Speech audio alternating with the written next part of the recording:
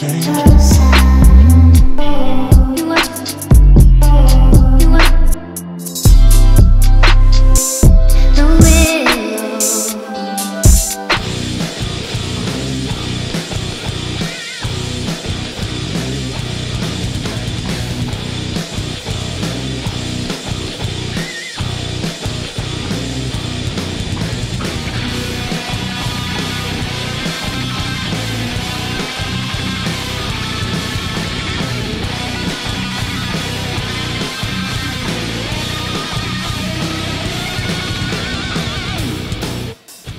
How's it going, you beautiful people? Welcome back to Alternative Inverts.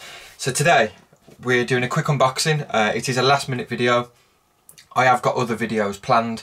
However, yesterday I was looking for a spider and today I end up with that spider. So I thought, I know I've got other videos planned, but because this spider's just come, it's something that we've never had before, it's something different. I thought I'd do a quick video and chuck it out there for you guys to see. So I'm going to quickly unbox this this spider. Got a tank for it. We'll get it set up, get it in, get some footage of the spider. Then that's pretty much it for this video. It's a nice quick one. I always say that. I know I've got a few other updates that I can give at the end as well. But yeah, it's not what I planned to. It's sort of spontaneous at the moment. So I'm sorry I look like a scruff. I need a bit of a shave. I'm only wearing a tank top and yeah, I look like a scruff and I've got half a finger.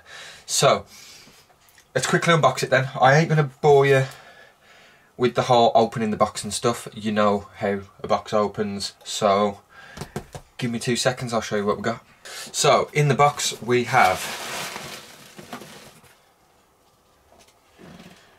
this, which it isn't a Haploclastus devamanta. We do already have Haploclastus devamanta. We've actually got a male and a female. The female's getting quite big now, but waiting for the male to mature so I can actually pair them up. That's another surprise one that we got coming for you, which ain't a surprise anymore because I've just ruined it. I think that's everything inside the box. So we had this from Mr. David Dance, so thank you dude, it was all well packed, everything. I spoke to Dave yesterday, he got it sent yesterday and it's arrived before 1 o'clock today, so cheers dude, much appreciated. I'm going to show you the setup for this spider before we delve in what it is. I want to be careful with this one. So first thing I'm going to need is some sand, and that is pretty much it. Sand, I might chuck a little bit of cork bark in, a scrap of cork bark, just for a little bit of decoration, but that's it, nice and simple. Let's get some sand in.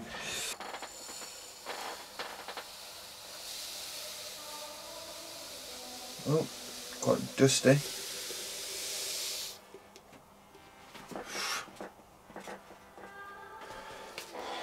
And I've also noticed as well on Facebook that Gary's has also had one of these today. Obviously the day of me recording the video, not releasing it. I don't think I need that much sand. I might have gone a bit OTT.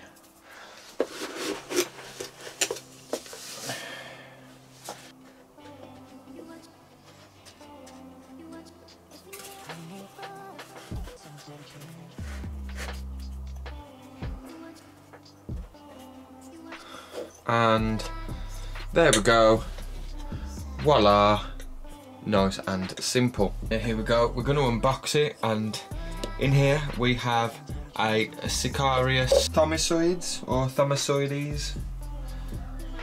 I don't know how it's pronounced, but either way it is the 6-eyed sand spider. Very venomous.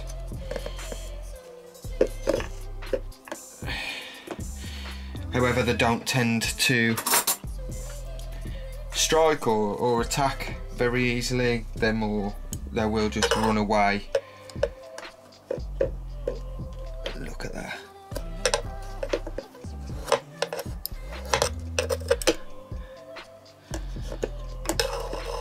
Or bury themselves.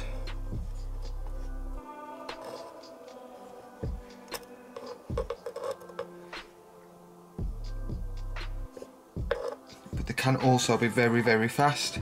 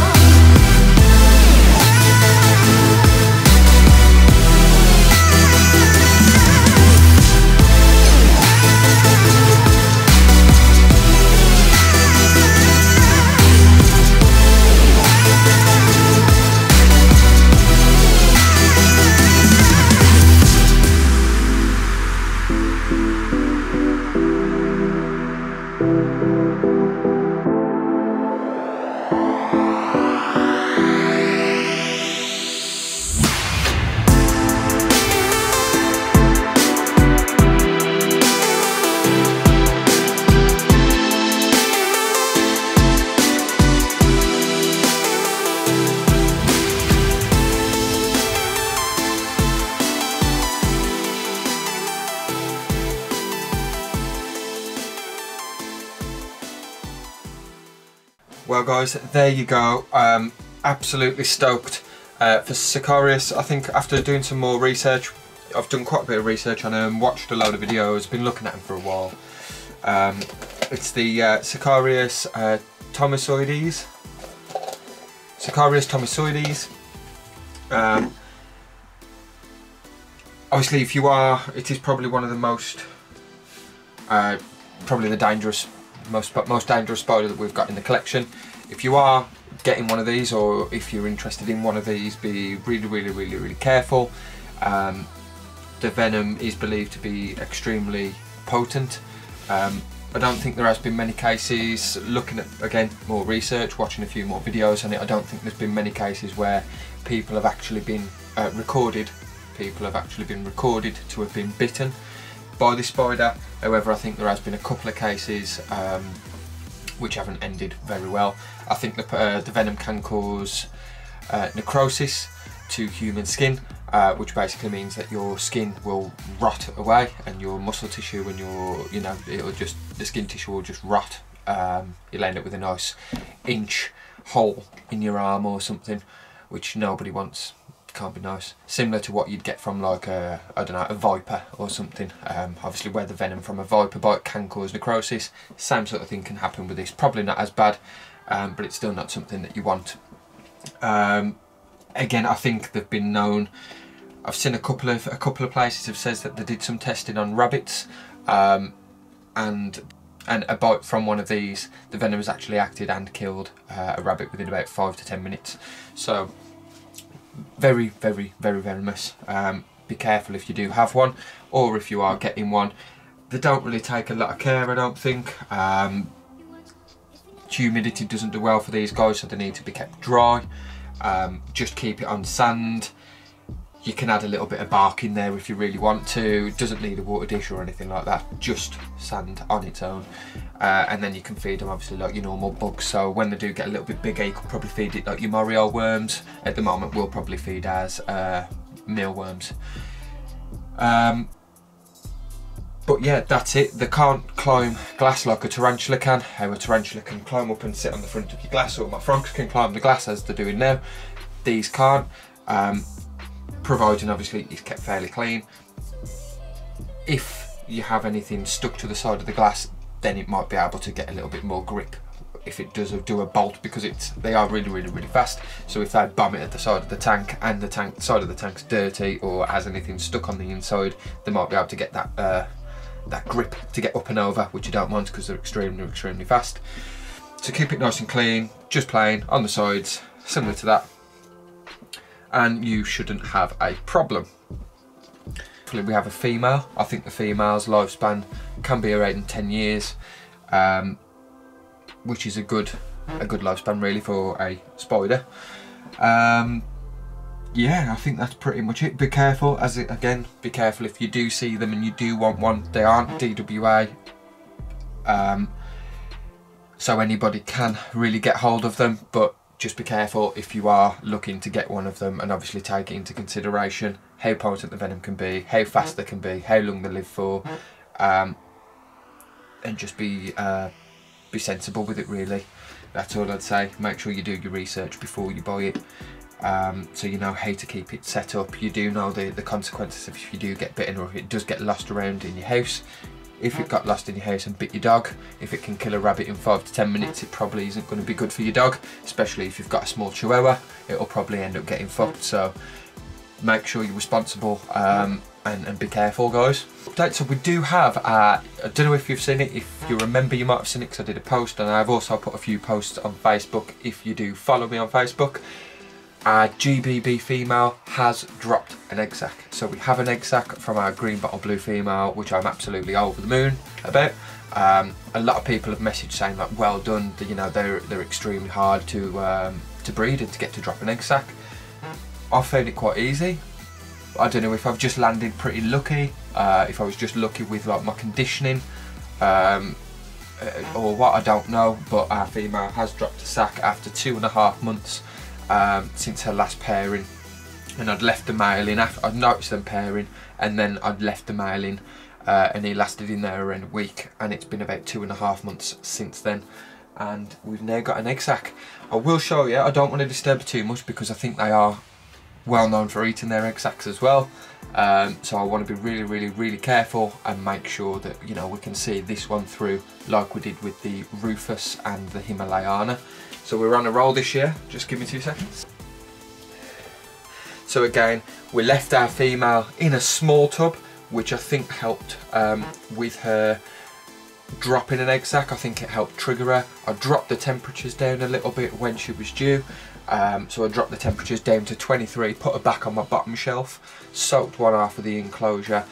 2 days later, I noticed that I actually caught her when she was making the base for the egg sac to lay her eggs and then wrap the egg sac up.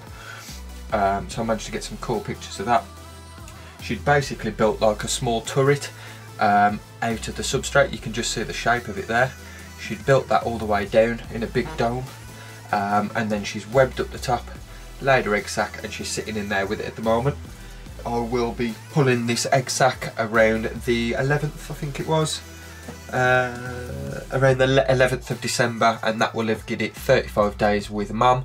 Hopefully by that point we'll either have N1s, N2s, which is perfect. That's really what we want.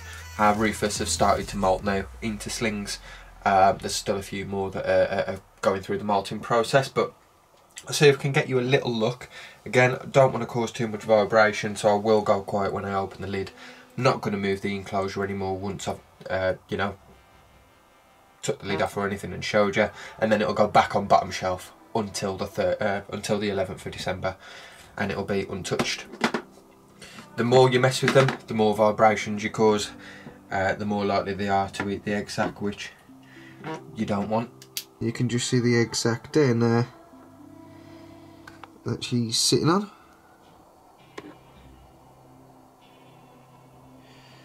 Just come round and underneath her carapace as well.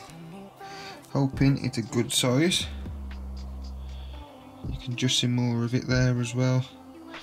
So it is pretty decent.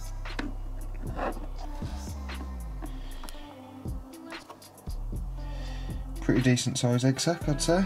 Again, the Rufus will nearly be ready, so if anybody does want any of the Flamingo Koalas Rufus, drop me a message on Facebook, Instagram, and we can get something sorted out. And if you remember the members only giveaway will be drawn soon.